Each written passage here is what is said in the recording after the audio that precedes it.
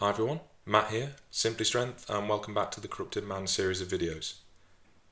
The Russians have a saying: the wise man learns from someone else's mistakes, the smart man learns from his own, and the stupid one never learns. Throughout my teens here in England, my siblings and I would have the daily ritual on school nights of tuning into The Simpsons at 6 PM without fail. I have some fantastic memories of those days, as the show was supremely funny, and even now I look back with fondness. I was oblivious at the time to some of the underlying beta male messages underpinning the show. For example, Homer works at the nuclear power plant as a safety technician, but is a complete idiot, whereas Marge is the fabric of the family, and without her everything will collapse. That aside, I remember distinctly the characters of Lionel Hutz and Troy McClure in those early series during the mid to late 90s. I would say that Hutz was my favourite of the two characters, the ambulance-chasing lawyer with questionable ethics and lack of a moral compass. Despite these negative aspects, he's always hired by The Simpsons as legal counsel. These characters were portrayed by talented voice actor Phil Hartman, who you may remember from Christmas' favourite Jingle All the Way starring Arnold Schwarzenegger.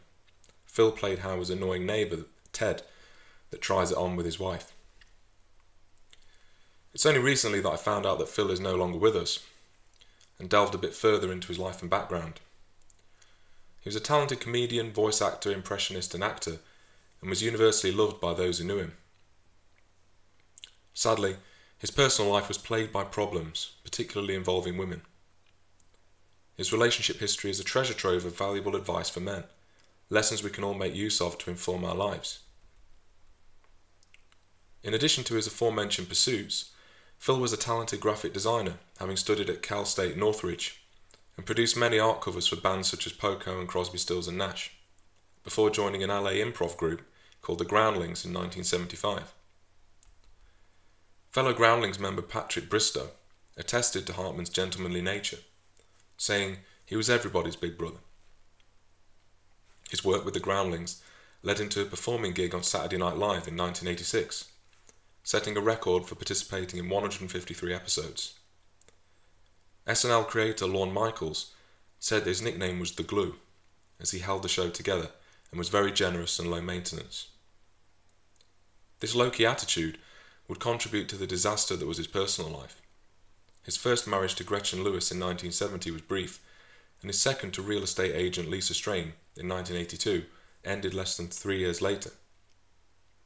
Strain mentioned that, quote, he would disappear emotionally.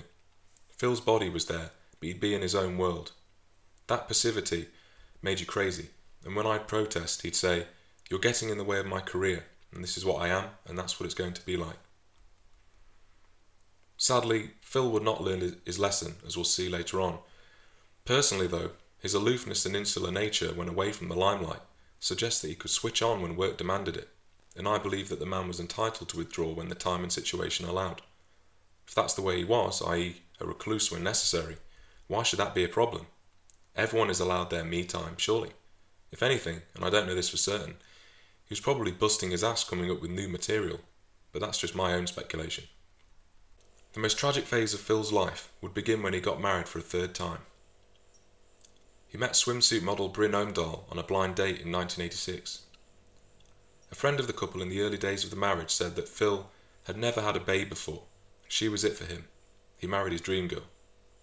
If you ask me, he was blinded, excuse the pun, by his dick, and didn't stop to think critically. He should have drawn on his prior marital experience. Omdahl, formerly known as Vicky, had changed her name about 7 times, and was described by former school friends as just another student, an ordinary young lady, and someone who was always looking to find herself. She was a high school dropout, a divorcee, model, and telephone operator who subsequently moved to California to take acting classes. She was infected by a powerful insecurity, and this had not abated by the time she and Hartman wed in 1987. Friends described her as intimidated by Phil, a confident guy on the way up. The couple lived in a Manhattan apartment where Bryn looked after their 2 young children and took acting classes, while Phil worked on Saturday Night Live. In the opening credits to SNL, Hartman and Bryn could be seen sitting in a booth, and Bryn's face was never shown. Bryn complained to her friend Susan Stadner that, quote, "I kept trying to get my face on camera, but the damn director kept telling me to turn away. I was so frustrated." This is unbelievable to me, but then again here you have a woman who made a living out of commodities that she didn't have to work for. Models are chosen based on their looks, their beauty, something that is ultimately decided by genetics and luck. She dropped out of high school, so obviously never worked towards her finals to obtain a diploma. It seems to me she was always looking for a shortcut to Easy Street. It's no surprise then that she tried to sponge off Hartman's success and stick her nose into his show, a show that he had worked damn hard to get on by virtue of his own comic prowess and graft.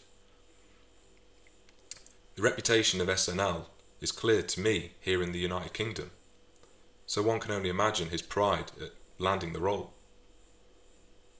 I fucking hate this leech-like behaviour and jealousy. It really does get my back up, and I urge you to watch out for it in your own life. There's a link between this example and the one I covered in episode 1 on F. Scott Fitzgerald. Both Zelda Fitzgerald and Bryn Owndahl were jealous of their husband's success and wanted some of their own, albeit without finding their own career path. Zelda had modest success as a writer, using material from a marriage, whereas Bryn tried to become an actress.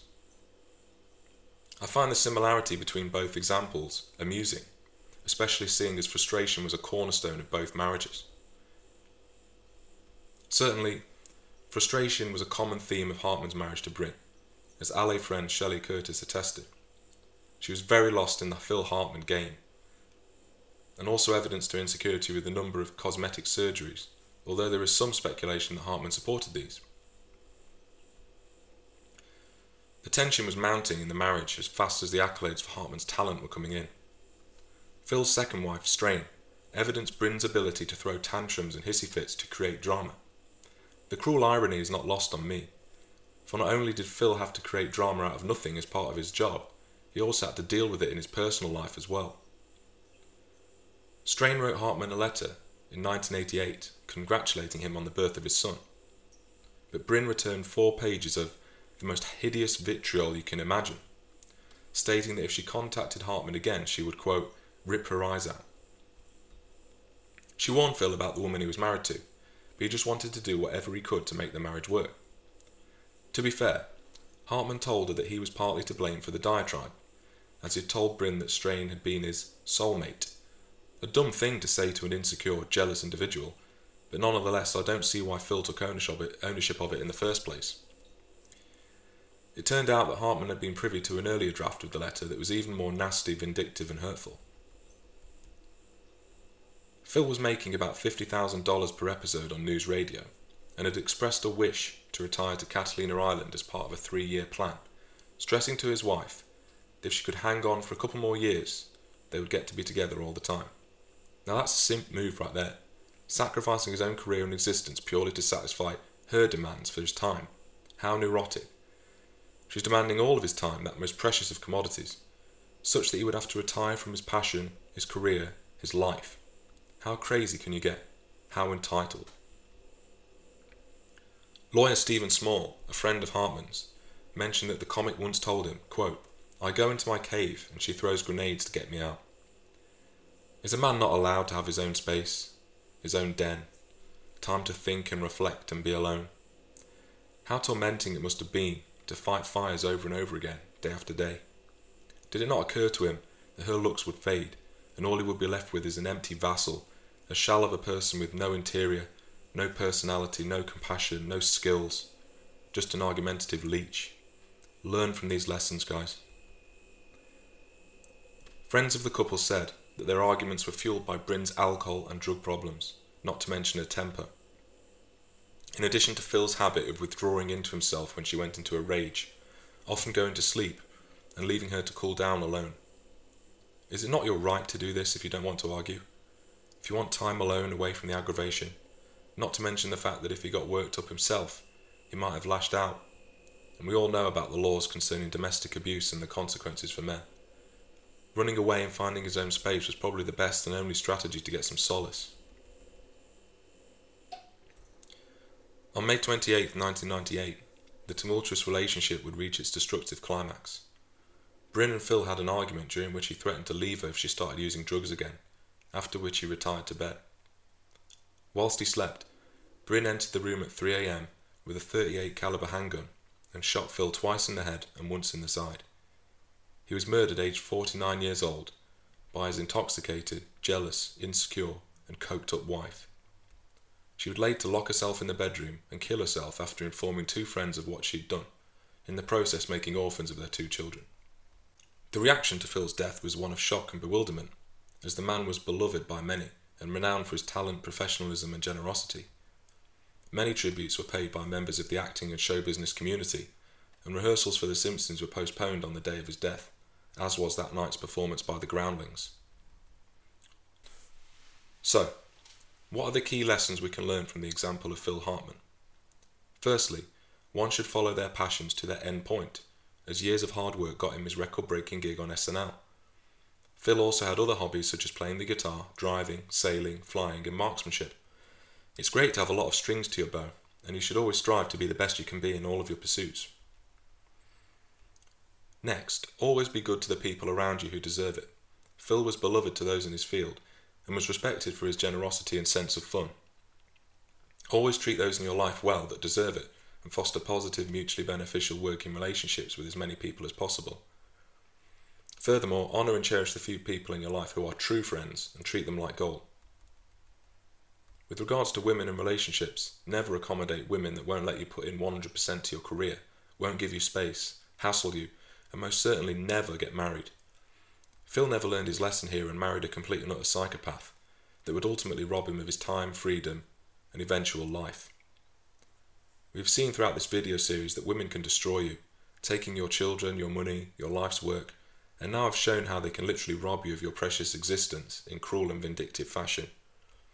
Carefully screen any woman you date and make sure that they are not your main priority in life. Use tact when dating and be clear on your position from the start. Avoid jealous, hateful, insecure and tyrannical women, and as soon as the warning signs appear, get out. It may not mean losing your life literally as in this example, but it could certainly mean losing your life for all intents and purposes, the parts that count. Many MGTOW can attest to this from painful prior experience. I'd like to thank you for tuning in to this episode of The Corrupted Man. If you enjoyed this video, please like, subscribe and comment. If you'd like to help me continue to build this channel and move it forward, please check out my Patreon page. Thank you for listening, and until next time, take care.